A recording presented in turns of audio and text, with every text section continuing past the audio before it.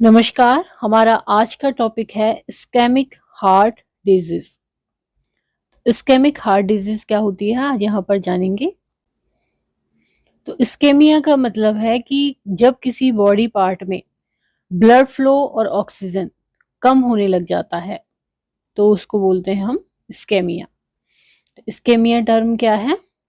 When blood flow and oxygen is reduced in part of the body, तो उसको क्या बोलते हैं? इस्केमिया।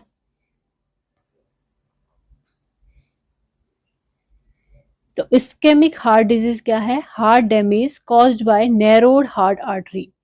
जो हार्ट आर्टरी है उसकी मान लो ये डायमीटर है तो वो कम हो जाए, सिकुड़ जाए, तो क्या होगा? यहाँ से ब्लड फ्लो कम होगा और जिस पार्ट में ये आर्टरी ब्लड को सप्लाई कर रही है वहां पे भी कम फ्लो होगा और ऑक्सीजन की मात्रा वहां पर कम हो जाएगी।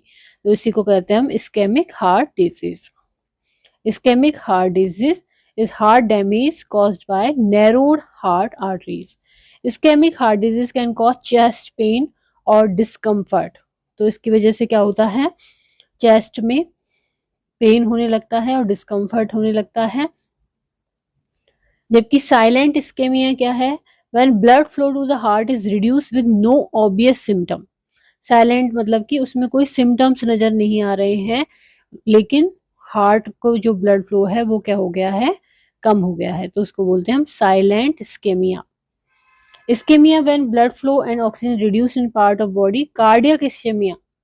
कार्डियक इस्केमिया का क्या मतलब है? Decrease blood flow and oxygen to the heart muscles. जो हार्ट की मसल्स हैं वहां पर क्या हो गया है?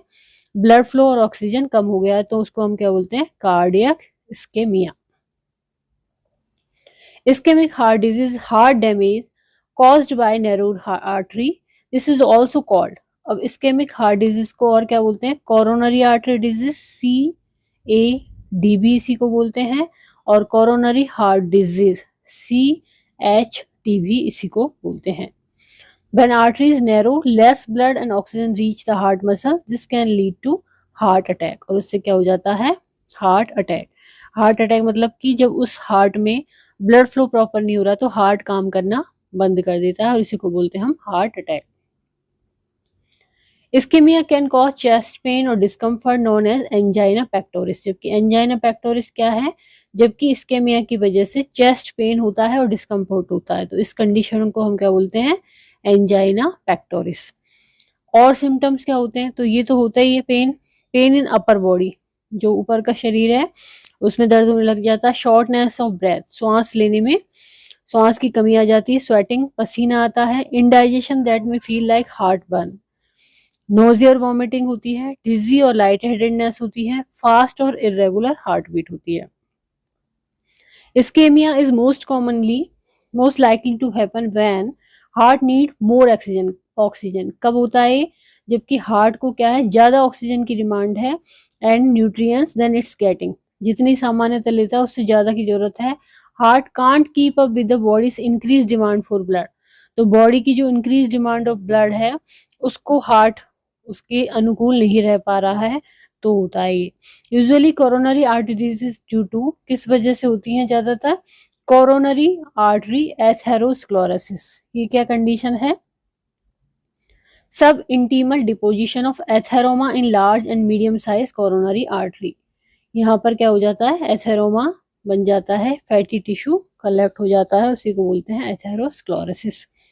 रिस्क फैक्टर क्या होता है कोरोनरी आर्टरी डिजीज का? ओल्डर एज, जैसे जैसे एज बढ़ती है। मेल सेक्स में ज्यादा चांसेस होते हैं। Family history of early coronary artery disease and high blood level of low density lipoprotein cholesterol. जो LDL है उसका क्या है? मात्रा ज्यादा हो रही है। LDL क्या है? Low density lipoprotein cholesterol. तो इसकी लेवल ज्यादा हो जाता है तो चांसेस हो जाते हैं। जबकि लो blood level of high density lipoprotein HDL cholesterol जो होता है हाई डेंसिटी लाइपोप्रोटीन, उसका लेवल क्या हो गया है? कम हो गया है। तो डायबिटीज मेलाइटिस है, पर्टिकुलरली टाइप 2। स्मोकिंग है इंक्लूडिंग सेकेंड हैंड एक्सपोजर भी। ओबेसिटी। फिजिकल इनएक्टिव है व्यक्ति, physical inactivity. High level of apoprotein B ApoB का क्या है, हाई लेवल है। High blood level of C reactive protein का हाई लेवल है। तो ये रिस्क फैक्टर हो गए। वापस से देख सकते हैं, older age, male sex, family history of early coronary artery disease, high blood level of LDL, low blood level of HDL, type 2 diabetes mellitus, smoking, obesity, physical inactivity, high level of ApoB, high blood level of C reactive protein. Diagnosis and test क्या होते हैं इसमें, medical history ली जाती है, physical examination किया जाता है, EKG, electrocardiogram, echocardiogram, Holter monitor, exercise stress test, coronary angiogram, chest x-ray और हार्ट MRI। अब आता है इसका ट्रीटमेंट। तो treatment of coronary artery disease में क्या है, मेडिकल थेरेपी देते हैं जिसमें कि anti platelet agent, lipid lowering drugs जैसे कि स्टैटिन जो कि लिपिड को कम करती है, और बीटा ब्लॉकर ये दिए जाते हैं। एंटी प्लेटलेट जिससे कि प्लेटलेट के अगेंस्ट में काम करे, ब्लड को क्या करे, थिन करे। परक्यूटेनियस कोरोनरी इंटरवेंशन PCI ये सर्जरी होती है। For acute thrombosis sometimes फाइब्रिनोलाइटिक drugs दिए जाते हैं थ्रोम्बोसिस की कंडीशन में, जिससे कि फाइब्रिन को क्या कर देते हैं, वो लाइसिस कर देते हैं, नष्ट कर देते हैं। तो उस स्थिति में कोरोनरी आर्टरी बाईपास ग्राफ्टिंग की जाती है। Treatment generally aim to reduce cardiac workload. Treatment क्या है, कार्डियक वर्कलोड को कम करना बाय डिक्रीजिंग ऑक्सीजन डिमांड को कम करके, और improving coronary artery blood flow को इम्प्रूव करना, and over the long term to halt and reverse the atherosclerotic जो प्रोसेस है, जो कि एथेरोमा कलेक्ट हो रहे हैं उसको रिवर्स करना, हटाना है यहाँ से। Coronary artery blood flow can be improved by percutaneous coronary intervention PCI और CABG coronary artery bypass grafting.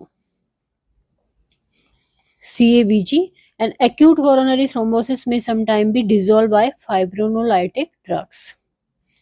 तो मेडिकल थेरेपी में मेडिकल मैनेजमेंट पेशेंट क्या होता है इसमें, उस पर डिपेंड करता है कि उसके सिम्टम कैसे हैं, cardiac function, the presence of other disorder, recommended therapy. तो ये हमने पढ़ ही लिया है। Antiplatelet agent to prevent thrombus formation, statin to lower LDL cholesterol level, beta blocker to reduce symptom of angina.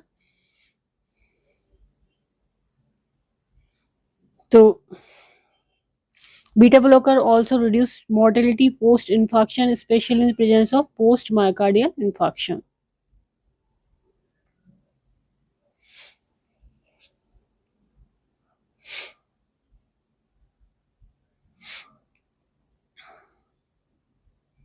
Percutaneous coronary intervention PCI में क्या होता है, PCI indicated for patient with acute coronary syndrome ACS के लिए होता है ये, और with stable ischaemic heart disease who have angina despite optimal medical therapy।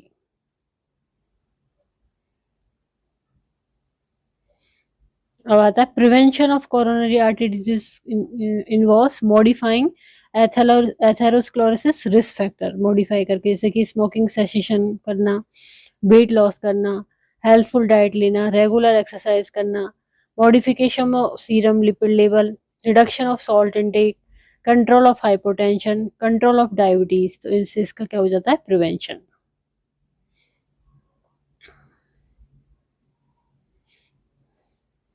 तो आज का हमारा टॉपिक था इस्केमिक हार्ट डिजीज। यदि वीडियो आपको पसंद आता है तो इसको लाइक करें, चैनल को सब्सक्राइब करें, कमेंट करें और शेयर करें। Thank you.